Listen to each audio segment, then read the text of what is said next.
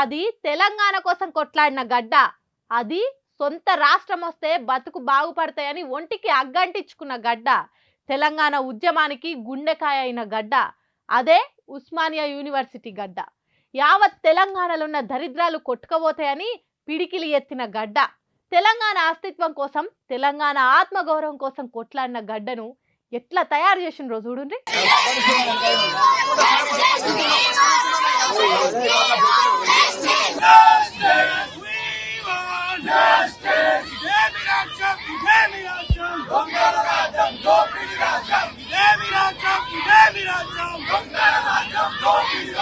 చూడుండ్రి ఎట్లయిపోయిందో. మొత్తం తెలంగాణ కష్టం వస్తే తెగించి కొట్లాడిన గడ్డ ఉస్మానియా యూనివర్సిటీ పరిస్థితి ఇప్పుడు ఇది. అసొంటి పోరుగడ్డల హాస్టల్లా 2 రోజుల నుంచి కడుక్కోను నీళ్ళొస్తలేవట. ఎంత ఘోరమో చూడుండ్రి. దీనికోసమేనా పిడికిళ్ళు బిగబట్టి కొట్లాడింది? దీనికోసమేనా ఆత్మ బలిదానాలు చేసుకున్నది? కనీసం పిల్లలకు నీళ్ళు ఇయ్యలేని రోజులు తెచ్చిండ్రంటే సర్కార్ను ఏమనాలే? 2 రోజుల నుంచి నీళ్లు లేకుంటే పిల్లలు ఎట్లా చదువుకుంటారు? ఎన్నో ఏండ్ల నుంచి తెలంగాణ కోసం తనలాడిన ఉస్మానియా యూనివర్సిటీకి కనీసం ముఖాలు గడుక్కునే తానికి నీళ్ళు ఇయ్యకుంటే ఏమనాలే ఈ సర్కార్ను?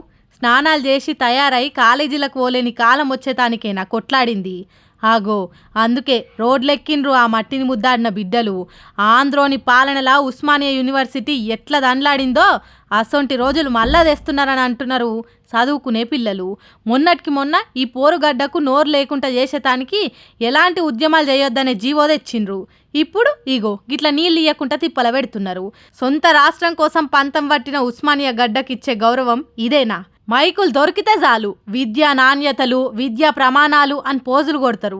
కానీ కనీసం నీళ్ళు ఇయ్యలేరా ఇళ్లకు అని పండ్లు పటపట కొరుకుతున్నారు. ఉస్మానియా యూనివర్సిటీ ఇట్లా అయిపోయాయి కదా అని తనలాడుతున్నోళ్ళు. మరి అక్కడ ఆఫీసర్లు ఏం చేస్తున్నారో ఇట్లా అవుతుంటే సర్కారు ఏం చేస్తున్నదో గాని కొట్లాడి తెచ్చుకున్న తెలంగాణలా గిసోంటి రోజులు వస్తాయని అనుకోలేదు అని బాధపడుతున్నారు ఈ పిల్లల తల్లిదండ్రులు. పొద్దున లేస్తే గొప్పలు చెప్పుకునే ఈ సర్కార్కు ఇలా తిప్పలు తీర్చాలని ఎందుకు అనిపిస్తలేదో ఏమో పాపం. ఇంకెన్ని దినాలుంటాయో ఈ గోసలు. ఇసోంటి ఇంకెన్ని చూడాల్సి వస్తుందో ముందు ముందు.